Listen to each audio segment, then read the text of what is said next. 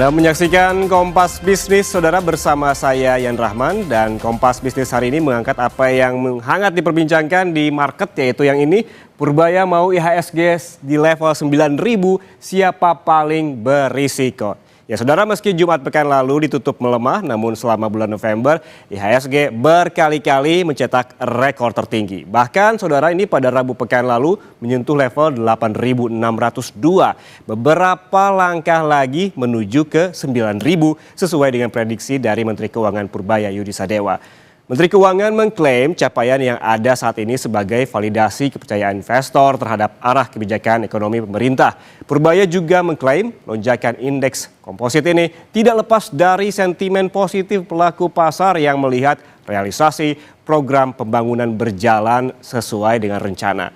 Lalu pertanyaannya adalah, apa betul demikian? Dan siapa paling berisiko jika IHSG menuju ke 9.000? Sebelum kita mengulik lebih jauh pernyataan dari Menteri Keuangan, kita lihat dulu data kinerja IHSG berikut ini. Ya, Kompas Bisnis menyajikan peningkatan level IHSG selama bulan November 2025, di mana ini naik sebesar 344,83 indeks poin atau 4,22%.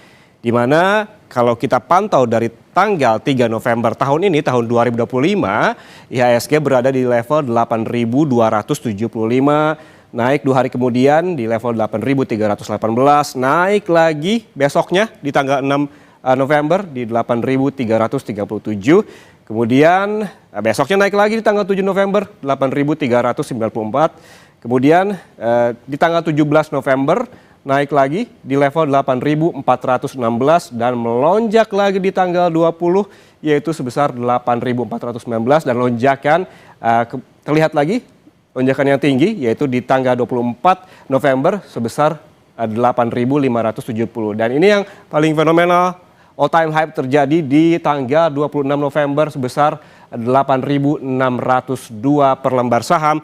Meskipun demikian ditutup melemah di akhir pekan kemarin, tepatnya di hari Jumat, di level 8.508 per lembar saham. Dan yang istimewa adalah di hari Rabu 26 November seperti saya sebutkan tadi. Posisi IHSG ada di level 8.602. Ini melanjutkan ekspektasi fase bullish pada akhir tahun sesuai dengan target Menteri Keuangan Purbaya Yudi Sadewa. Purbaya pun membagikan respons lucu soal IHSG yang mencetak rekor tertinggi. Ini melalui akun Instagram @menqri. Berikut ini. IHSG tembus 8.600 Pak tadi penutupan. Terdemun. Untuk pertumbuhan ekonomi, orang selalu bertanya kenapa bursanya kuat, ekonominya stabil, kok rupiah melemah. FDI itu perlu waktu untuk masuk ke sini, tapi selama kita bisa meyakinkan bahwa pertumbuhan ekonomi kita semakin cepat ke depan, harusnya investor asing jangka panjang maupun pelaku bisnis dalam negeri akan melakukan ekspansi bisnisnya. Dalam keadaan seperti itu harusnya sih rupiah akan cenderung menguat. Pak, IHSG tertinggi levelnya, satu kata dari Bapak. Sesuai prediksi. To the moon. Sementara itu, data berikutnya yang Kompas Bisnis sajikan adalah saham-saham apa saja yang menjadi leaders penopang IHSG hingga belasan kali menyentuh level tertinggi sepanjang masa pada tahun ini. Dan yang pertama, kita lihat di belakang saya, di paling pojok begitu, ada DSSI yang merupakan bagian dari grup besar Sinarmas yang melonjak 200%. Lalu ada juga DCII, ini saya tunjukkan untuk Anda, yang merupakan saham milik dari Toto Sugiri. Ini meroket 515%. Saham-saham milik Prayogo Pangestu yang paling banyak jadi tulang punggung IHSG, diantaranya ada BRPT, BRMS, Cuan, CDIA yang masing-masing melesat sebesar 281%, 186%, 114%, dan 905%. Ada juga RISE atau RISE, yaitu saham properti milik Crazy Rich Surabaya Hermanto Tanoko yang meroket hingga 1092%. Dan di antara saham-saham konglomerat terdapat 2 saham blue chip yang menopang IHSG, yaitu The Moon, yakni TLKM alias Telkom dan juga ASII alias Astra Indonesia yang masing-masing melejit 27% dan 34%. Lalu saudara, bagaimana kinerja IHSG jika dibandingkan selama 10 tahun terakhir? Kita ke data selanjutnya. Nah ini dia saudara, jika dibandingkan tahun ini IHSG termasuk yang lumayan lah ya.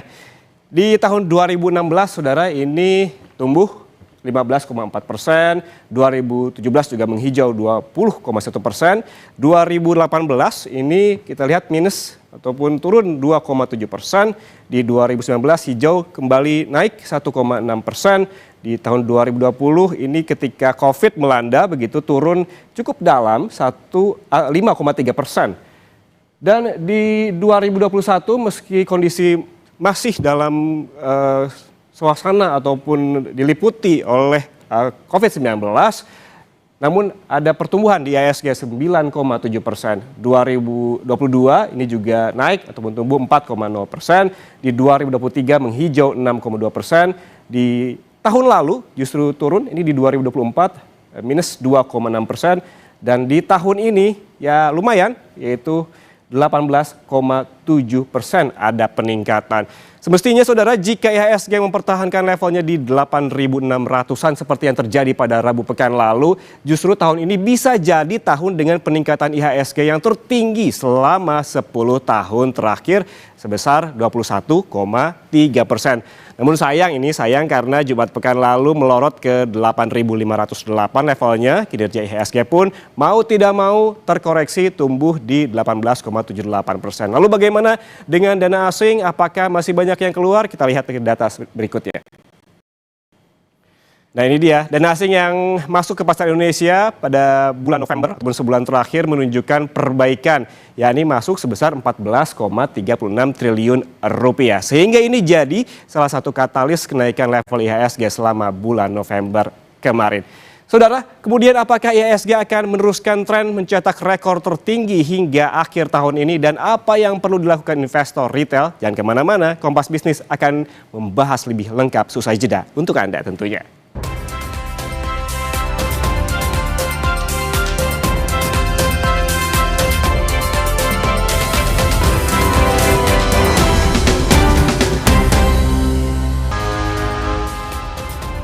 Anda masih bersama kami di Kompas Bisnis, saudara, bersama saya Yan Rahman. Saudara, apakah IHSG akan meneruskan tren mencetak rekor tertinggi hingga akhir tahun ini sesuai dengan target Menteri Keuangan Purbaya di level 9.000? Lalu apakah rally rekor IHSG ini merupakan mekanisme market secara alami atau by design? Siapa yang paling berisiko? Serta apa yang perlu dilakukan oleh investor retail? Kita langsung berbincang dengan Head of Equity Research Kiwum Sekuritas, Lisa Camelia. Bu Lisa, selamat pagi. Halo, pagi Mas Ian.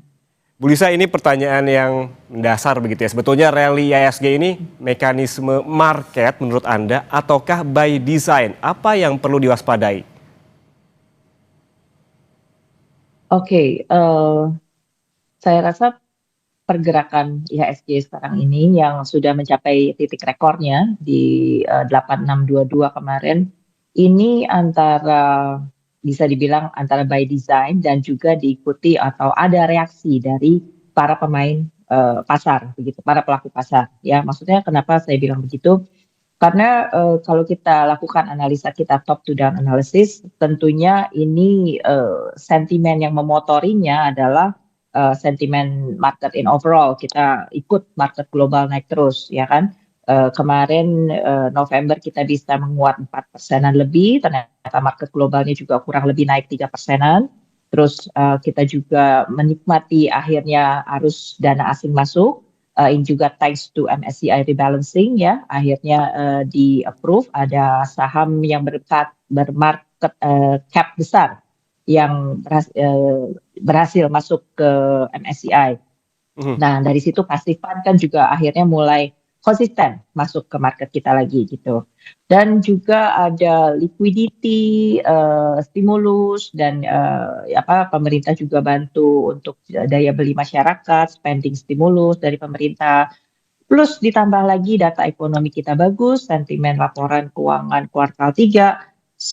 Ya itu semua, terus kemudian dari globalnya juga jangan lupa Fed rate kemungkinan bisa turun bulan ini, nanti tanggal 8 sampai 9 Desember FOMC meeting-nya menjadikan yield US Treasury-nya turun, akhirnya indeks dolarnya turun dan rupiah kita stabilizing lah istilahnya. Ya, jadi kombinasi dari semua itu akhirnya bisa membuat IHSG kita mencapai rekor tertinggi begitu. Tapi kan again masalah pertanyaan besarnya adalah apa bisa nih kita sampai ke 9.000 di tahun ini begitu. Bagaimana Bu? Bisa nggak optimis? Apakah Ibu optimis juga IHSG akan menyentuh 9.000 di akhir tahun ini? Ya, jujur di bulan Desember ini sebenarnya mau tutup akhir tahun banyak tantangan sih. Ya, karena satu ini, US kan habis government shutdown, habis dibuka ya selama 43 hari kemarin. Nah, masih ada data-data ekonomi mereka yang telat keluar ya. Dan salah satunya adalah data ketenaga kerjaan, which is cukup important juga buat the Fed itu bikin keputusan. Nah, tapi so far data-data itu mulai disusulin dan kelihatannya probability mereka akan turunin suku bunga itu mulai 80% ya. Nah, tapi ada satu ganjalan nih, tanggal 5 Desember sebelum FOMC meeting ini akan keluar data PCE Price Index. Nah, ini adalah data inflasi acuan favorit dari The Fed. Jadi kalau misalnya data agak sedikit naik dan kemudian proyeksi pemotongan suku bunga ini bisa kembali turun, nah itu mungkin bisa agak bikin gejolak di situ ya. Nah itu dari luar negeri. Nah sedangkan kalau dari dalam domestik, kita tahu Menteri Keuangan, government juga sudah usahakan untuk memperbanyak likuiditas ke market dengan cara Pak Purbaya kemarin mengguyur Bank Himbara 200 triliun ini untuk supaya bisa diedarkan menjadi kredit. Tujuannya apa? Supaya masyarakat spendingnya nambah. Spending nambah ini bisa terefleksi ke pertumbuhan GDP. Nah, jadi aimingnya adalah untuk Indonesia mendapatkan GDP di kuartal 4 ini.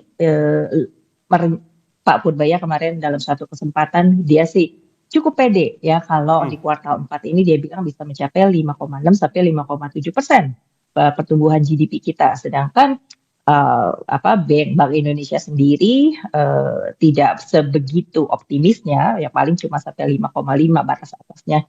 Dan IMF sendiri juga tidak sangka, tidak prediksi pertumbuhan ekonomi Indonesia 2025 setinggi itu, paling ya sedikit di atas 5%. Nah, ini mungkin yang akan jadi yang akan ditunggu-tunggu di bulan terakhir tahun ini, apakah kredit kita benar-benar bisa tersalurkan atau tidak. Sedangkan katanya kemarin Oktober itu penyaluran kredit sebenarnya masih agak slow ya.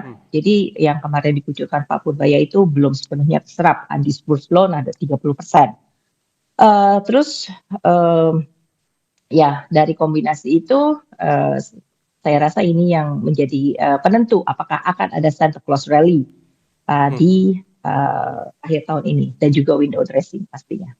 Oke, ada kombinasi begitu faktor yang menyebabkan IHSG ini naik di level ke 8.600-an pada Rabu pekan lalu, termasuk ada data ekonomi yang bagus dan juga menunggu bagaimana keputusan dari The Fed begitu terkait dengan Fed Fund Rate, dan juga ada berbagai macam tantangan seperti yang Ibu Lisa tadi sebutkan. Dengan berbagai macam tantangan tadi, Bu Lisa, ini proyeksi Anda hingga akhir tahun, apakah ini tentunya melihat kombinasinya, apakah akan uptrend dan juga mendekati prediksi Menteri Keuangan Pak Purbaya atau justru sideways bahkan downtrend? Bagaimana proyeksi Anda? Kalau kita lihat penutupan kemarin, sebenarnya IHSG masih lumayan aman, Mas Ian, di jalur uptrendnya ya. Kalau IHSG itu tidak lebih rendah dari 8.450 sebagai support pertama, kemudian 8.400-an, saya rasa tren naik IHSG ini masih bisa dipertahankan ya. Tapi kita hitung-hitung juga nih, di bulan Desember ini paling tinggal tersisa waktu trading yang efektif 3 minggu ya, 3 mingguan karena mendekati Natal mungkin sudah banyak pelaku pasar yang liburan. Terus kemudian juga kalau 8.600 ke 9.000 ini berarti tersisa hampir kurang dari 5%. Nah, apakah IHSG bisa naik 5% selama naik lagi 4,4% lebih di bulan ini? Kalau saya sih lebih berpikir sedikit konservatif ya. Jadi mungkin tidak terlalu ambisius sampai 9.000. 9.000-nya boleh ditabung dulu untuk January effect mungkin. Kalau kita bisa stabil di atas 8.300, ya 8.400, even 8 antara 8.400. Sorry, saya nggak mau meramalkan kita akan turun ke 83, maksudnya bukan begitu, tapi itu masih dalam batas yang aman, batas kenaikan, jalur kenaikan yang aman, 8.400, 8.600, I think ini udah good enough for this year. Oke, tadi Bu Lisa sempat menyebutkan soal realistis dan juga apa saja katalisnya di jelang akhir tahun. Ini kan biasanya ada window dressing, ada juga Santa Claus Rally. Apakah ini juga akan jadi katalis peningkatan IHSG untuk melanjutkan trennya yang naik begitu, dan juga apa kabar dengan tadi yang disebutkan oleh Bu Lisa soal January effect? Ya, jadi yang namanya Santa Claus Rally sama window dressing itu harap diketahui itu adalah fenomena yang tidak harus terjadi ya. Tapi maksudnya window dressing itu adalah portfolio manager mau memoles portfolio mereka supaya kelihatan bagus di akhir tahun dibandingkan tahun sebelumnya. Tapi kan tahun ini kita naiknya udah cukup bagus. Tadi year to date as per yesterday 20,7% sudah IHSG naik. So jadi ya Santa Claus Rally, window dressing mungkin ada atau tidak ada ya, tidak harus terjadi. Ya would be good kalau ada, tapi ya kalau kita terlalu overheating, saya takutnya Januari effect nanti kita nggak kebagian juga gitu. Yang ada malah Januari turun, ya kan? Lagi-lagi kita sebagai investor harus realistis ya, begitu Bu Lisa ya. Dan tadi sempat juga ini kita bahas begitu di materi sebelumnya terkait dengan Purbaya ataupun Pak Purbaya ini sempat bilang di Bursa Efek beberapa waktu lalu bahwa kenaikan IHSG ini harus diwaspadai terkait dengan bayang-bayang adanya saham gorengan. Apakah Anda melihat ada saham demikian yang mendorong kenaikan IHSG, dan jika demikian siapa yang paling berisiko?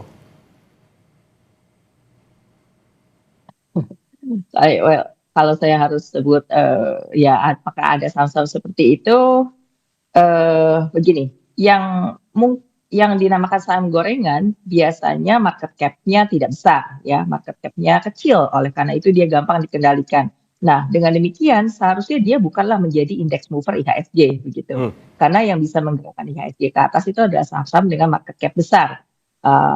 Nah, seperti tadi blue chips dan nama-nama yang sudah mendapatkan keuntungan ratusan persen yang tadi Mas Ian sudah beritahukan duluan di tabel sebelumnya. Nah, mereka itu saham-saham seperti DCII, Telkom, ASI, itu market cap-nya besar. Nah, no wonder mereka sebagai index mover begitu. Jadi kalau saham kecil naik ratusan persen ya sebenarnya nggak ada efeknya juga buat ke IHSG. So mungkin yang Pak Purbaya mau tekankan adalah dari sisi edukasi untuk para investor begitu, untuk tidak masuk ke saham-saham gorengan. Tapi juga at the same time perlu memperhatikan fundamental perusahaan sebelum berinvestasi, ya mungkin itu maksudnya, lebih tepat dikatakan demikian. Oke, kalau kita berbicara soal emiten-emiten penggerak IHSG selama 1 tahun terakhir itu Bu Lisa ya, tahun ini saham-saham konglomerat seperti DSSA, tadi sebutkan DCII, BRPT, Cuan, CDIA, ini jadi penopang dan juga pendorong utama IHSG untuk mencetak rekor tertinggi. Apakah menurut Anda ini akan berlanjut atau masih ada potensi lah sedikit-sedikit switching ke saham-saham blue chip? Bisa berlanjut. Kenapa? Karena kita kan baru ada MSCI rebalancing kemarin. Kita tahu ini saingan posisinya market cap terbesar dengan BCA ya, saling balap-membalap ini. Nah, dari situ aja passive fund udah pasti akan masuk ke situ. Terus kemudian juga akan biasanya kalau dalam konglomerasinya juga biasanya juga akan ngikut peers di dalam grup yang demikian. Nah, passive fund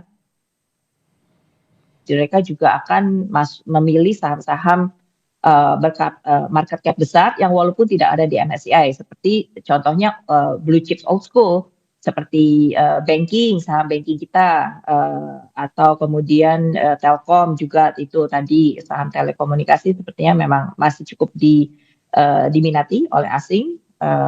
So ya, jadi masih bisa berlanjut. Cuman kita pilih sektor rotasinya aja, kita cermati baik-baik begitu. Jadi kalau yang memang harganya sudah agak tinggi, mungkin kita kurangi posisi pembelian kita di situ dan kita bikin money managementnya, portfolio managementnya itu lebih bijak begitu. Oke. Bu Lisa, kemudian ini terakhir apa sih yang perlu dilakukan oleh investor retail begitu di tengah euforia IHSG yang naik tinggi ini agar tidak terjebak FOMO? Kita lihat juga beberapa emiten juga akhir-akhir ini naiknya juga sangat tinggi begitu.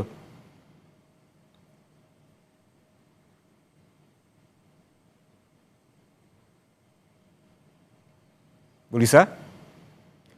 Ya, sorry.